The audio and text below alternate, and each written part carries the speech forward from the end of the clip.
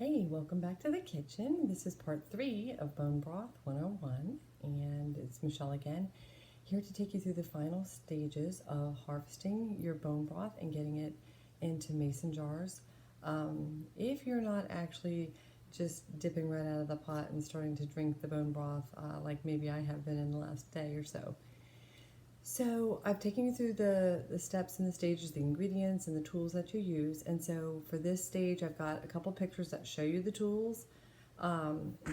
Basically what I was starting with is, this is my large stock pot that had been on the stove for 2 days. And so what I use is kind of a smaller, I don't know, I think it's about like an 8-quart saucepan. And then I use my regular colander.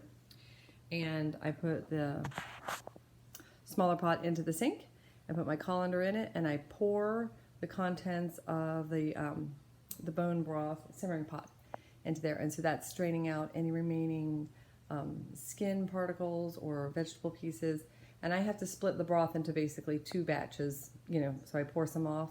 And then the additional tools that I have are a couple different ladles or separating spoon, slotted spoon, and then this is an individual small sieve, and it can be used inside a quart jar. And so what I'll do is I'll just take you through this stage. It's not really complex. I also use paper towels because no matter how neat I try to be, sometimes I'm drippy and sloppy. So you take your quart jar and you just take a soup ladle and you get a nice scoop of bone broth going, and so then you just start to put it in. There may be people who choose to pour it and use a funnel, something like that. I try not to pour as much as possible because the more I pour, it seems like the more I spill and drip and waste. Honestly, this is liquid gold. This is what it's called, because again, you have all of these great nutrient-dense nutritive properties from cooking down the bone, and the apple cider vinegar helps to get all the amino acids. And so this is actually a pretty dense, dark batch that I have here. But again, the good fats are just liquefied throughout, and when you warm it, it just has a really rich, filling taste.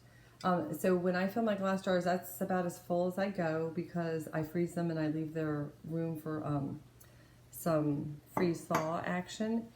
And when I do a batch, I generally get about 8 quarts. If I have not been drinking from the pot, I get about 8 quarts. Sometimes I use pints and do smaller ones, just to give myself convenience for grab and go. And what else is I going to tell you? So bone broth, you can Google bone broth, benefits of bone broth.